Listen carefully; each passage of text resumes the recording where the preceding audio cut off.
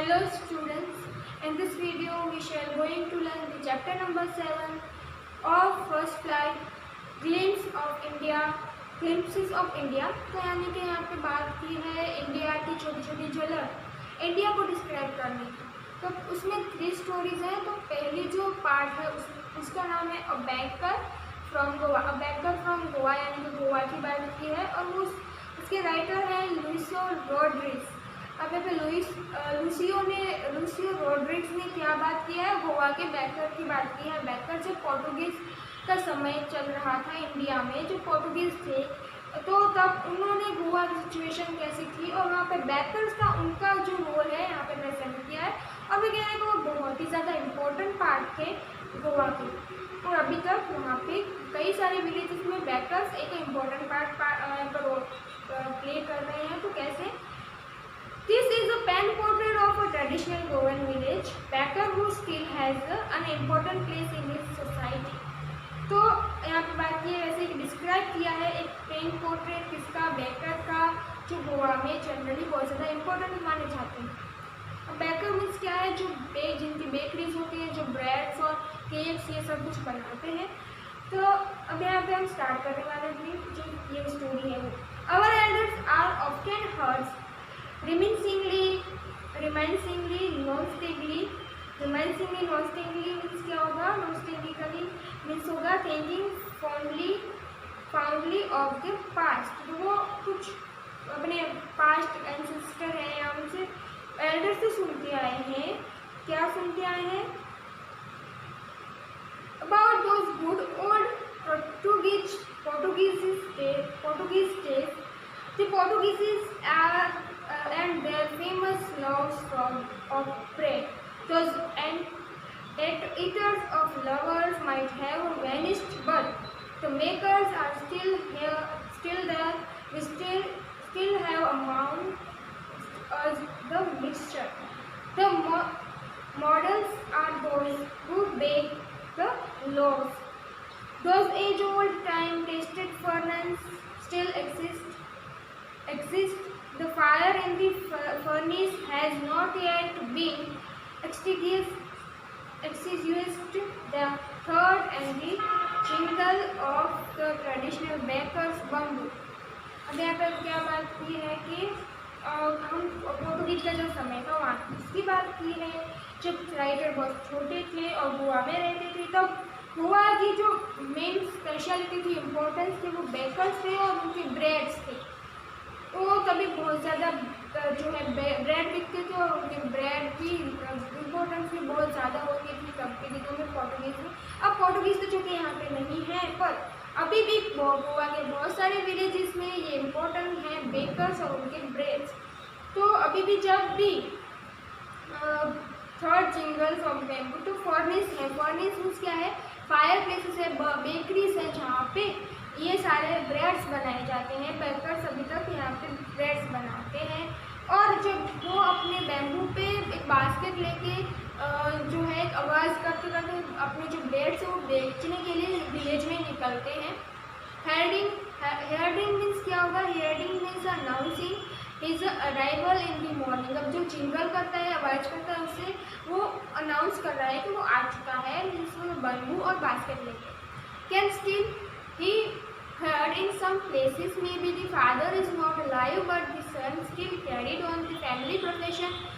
This baker are even today known as a pedder। pedder means क्या होगा? baker। pedder एक Portuguese word है इन गोवा। अब यहाँ पे गोवा में ये फैमिली ट्रेडिशन, जो फैमिली बिजनेस है, प्रोफेशन है कि अगर उनके फादर एंसेस्टर नहीं है तो अब सन है वो इनहेरिट करता है ये प्रोफेशन और ये बेकर का ही काम करते हैं। वो फैमिली में उनका जो सन्स है वो उनके पिता जो कर रहे होते हैं वही काम करते हैं, तो बेकर का ही काम करते हैं। और अभी तक गोवा में बहुत ज़्यादा पैडर्स हैं और बहुत ज़्यादा फेमस भी हैं।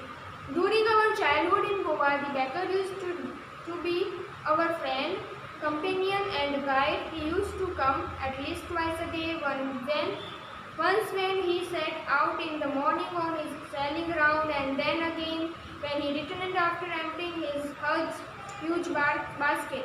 The jingling thud of the bamboo work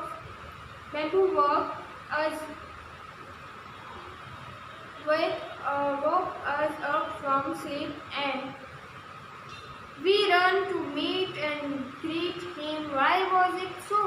Was it for the love? No, not at all. And loves were brought by some paskin or bestie, the maid servant. Paskin and bestie is the Portuguese word जिसका meaning होता है कि home जो servant होती है वो, house servant होती है वो. What we longer for were those bread bangles which we choose carefully. Sometimes it was sweet bread of specially made. बात की है कि जो जब भी ये जो बेकर्स थे उन चाइल्डहुड में हमारे मतलब कि हमारे राइटर के चाइल्डहुड में उनकी अच्छी उनकी फ्रेंडशिप थी, वो गाइड भी थे, कंपेनियन भी थे उनके. वो जब भी इन जिंगल को सुनते थे, जब भी उन्हें लगता था कि बेकर आ रहा है तो वो जल्दी से उठ जाते थे. इसलिए नहीं क्योंकि उन्हें झाँकना, ये बैल मीन्स झाँकने का बैल होता है, पर वो चूज़ करना चाहते थे अपना उनका ब्रेड. और उस ब्रेड का जो है वो मतलब उनके मेड सर्वेंट है, होम सर्वेंट है, वो उनसे ब्रेड लेने जाती हैं. और जो बच्चे थे वो बहुत ज़्यादा एक्साइटेड होते हैं अपने जो ब्रेड चूज़ करने के लिए, उन्हें कौन सा ब्रेड चाहिए. तो वो जो ब्रेड चूज़ कर रहे होते हैं वो ब्रेड कैसे होते थे? ब्रेड बैंगल्स टाइप्स के ब्रेड होते हैं, जिसका गोल टाइप के ब्रेड बनाते हैं. वो पहले के जो अभी भी ये सब ब्रेड अवेलेबल है कहीं कहीं में भी, और बेकरीज में वो हमें मिल जाते हैं. और उसको कैनकॉन भी कहते हैं गोवा में, इस बैंगल टाइप्स के ब्रेड को. और अब यहाँ पे आगे बात कर रहे हैं कि वो केयरफुली अपने जो ब्रेड है वो चुनते हैं. ठीक, the baker made his musical entry on the scene with the चिंगजंग sound of his special made bamboo staff. One had supported the basket on his head and the other banged the bamboo on the ground. अब यहाँ पे एक side पे उसका description दिया कि वो कैसे बैम्बू लेके आता था, कैसे आवाज़ निकालता था. बैम्बू वो एक अपने शोल्डर पे रखता था और एक साइड वो उस पर बास्केट जो है लटकाता था. He would greet the lady of the house with the good morning and place his basket on the vertical bamboo. The kid would be pushed aside with the mid-rebuke and the loaves would be delivered. Rebuke means क्या होगा? An expression of a disapproval or a scolding. तो बच्चों को है वो यहाँ से दूर कर दिया जाता था. मतलब कि जहाँ पे ब्रेड बेचने आया होता था तो उनकी मदर है या फिर एल्डर्स है वही ब्रेड लेते थे उनसे.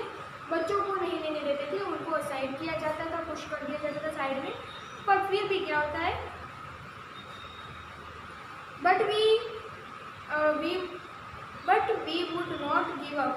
We would climb a branch or the parapet and peep into the fragrance basket. Somehow I can still recall the typical fragrance of those loaves for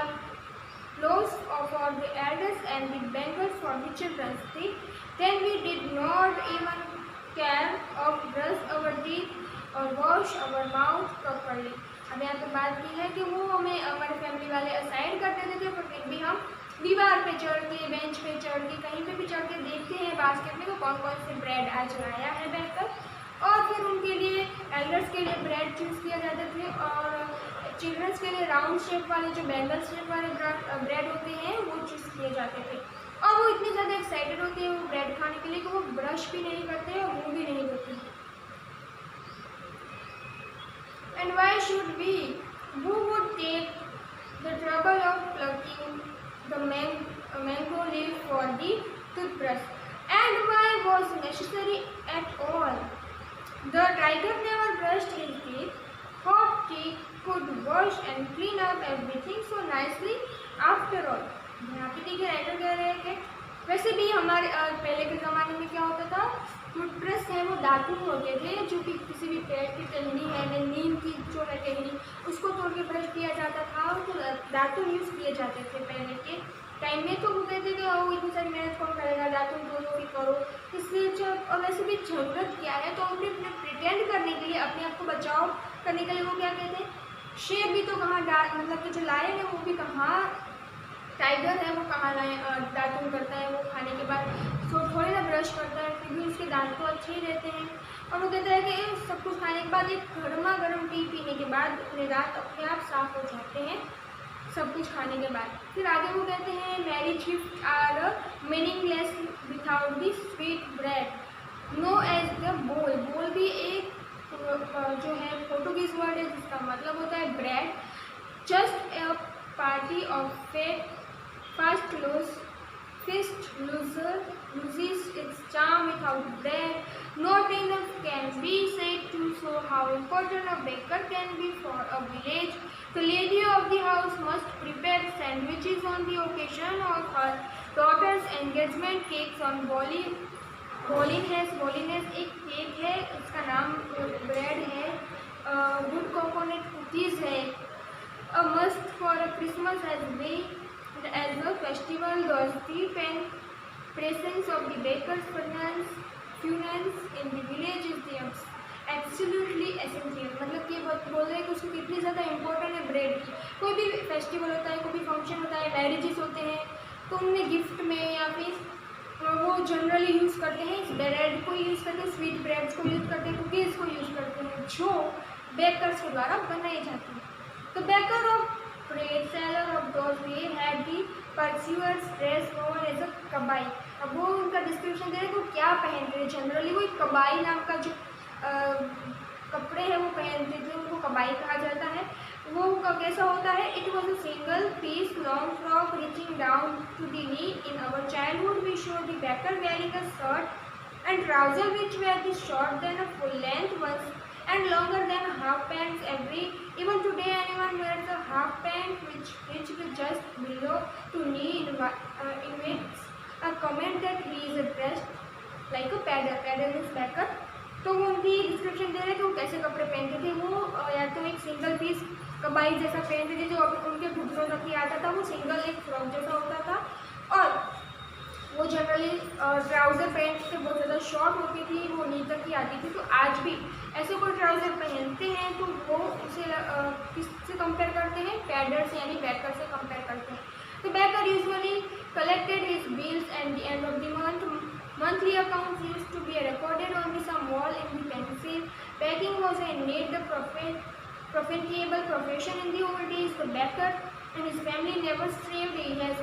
His family and his servant always look happy and prosperous. Their plump physique, psyche was open testimony to this. Even today, any person with the jackfruit like physical appearance is easily compared to be a baker। या तो उनको family की बात की, उनकी traditional जो है occupation की बात की है कि वो अपना जो हिसाब है वो मंथ के लास्ट में करते थे सारा। और दीवार पे लोग हैं वो इन ब्रेड का जो हिसाब है वो मंथली रोज़ जो है वो अपनी दीवार पे पेंसिल से लिख देते थे ताकि उन्हें याद रहे कि आज उन्होंने कितने ब्रेड लिए, कितने पैसे देने के हैं। और लास्ट में वो सारा अकाउंट है वो क्लियर किया जाता था।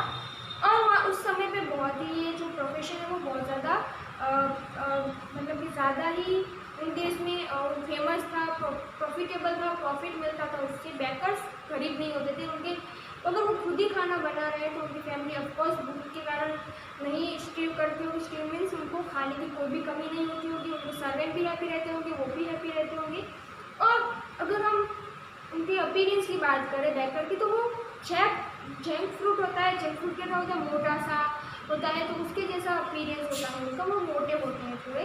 तो अब यहाँ पे हमारा जो चैप्टर है ये गोवा के बारे में पूरा बताया है, बैकर के बारे में बताया है, ब्रेड के वहाँ पे कितनी इम्पोर्टेंस है उसके बारे में बताइए। हमारा जो सेकंड पार्ट है प्रूफ, वो हम नेक्स्ट जो है वीडियो उसमें करेंगे। तब तक के लिए हमें नेक्स्ट डे थैंक यू।